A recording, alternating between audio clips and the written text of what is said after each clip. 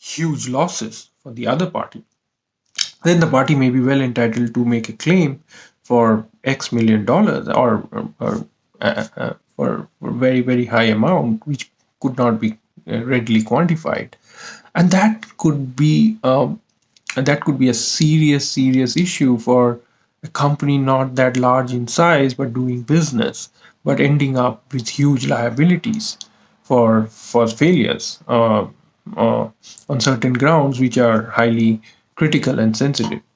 And really, I mean, to protect the company well, I mean, as a lawyer, what you need to ensure that you draft out such liability clauses in the right manner, in the right form, or in the right way.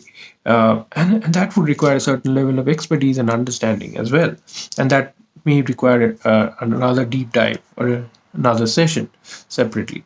But what I'm trying to really say here is that, again, when you study your contract law, you would study theories on liabilities, what kind of obligations the parties has, and what happens if those obligations are non-performed, or there is a failure to perform those obligations. There would be a consequence as a liability.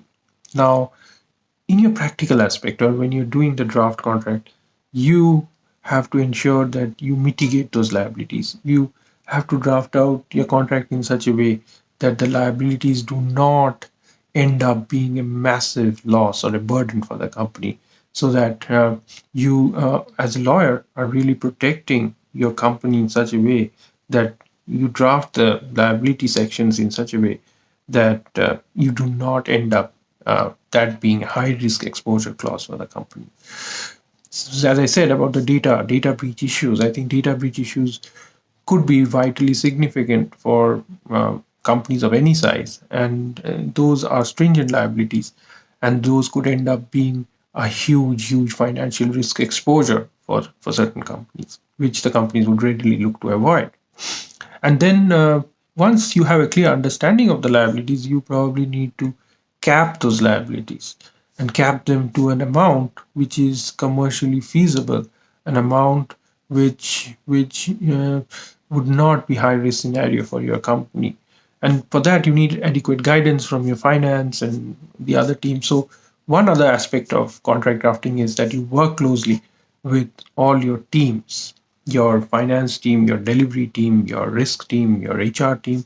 So you have to work with them, have the clear grasp and understanding of the entire scope and the delivery of your contract, and draft clauses in such a way that it rightly reflects the balance between the risk and the benefit that the company is getting from the contract. There would be benefit because the company is getting paid for its services, but it should not be a lopsided contract that you're carrying too much of risk by not covering your liabilities. So liability as a concept, as a theory, you would understand, oh, I know what is defined as a liability. Or you would maybe know, okay, these elements comprise a liability. But then when you look at a draft contract, it's vastly different, because there you would probably have to de-risk your company by setting out the right grounds under which you don't have the high risk scenarios or exposures. And then you need to cap those liabilities. Those could be general liability caps, or it could be a separate super cap liabilities, which is much above the general liability, but still it would be a cap that you could negotiate with the customer and bring it down. So that cap is again a commercial discussion. I mean, it would depend on how much payment you're receiving under the contract, what you're entitled to under, what are the benefits under the contract, and how you are de-risking yourself in terms of the benefits and the risk. So that's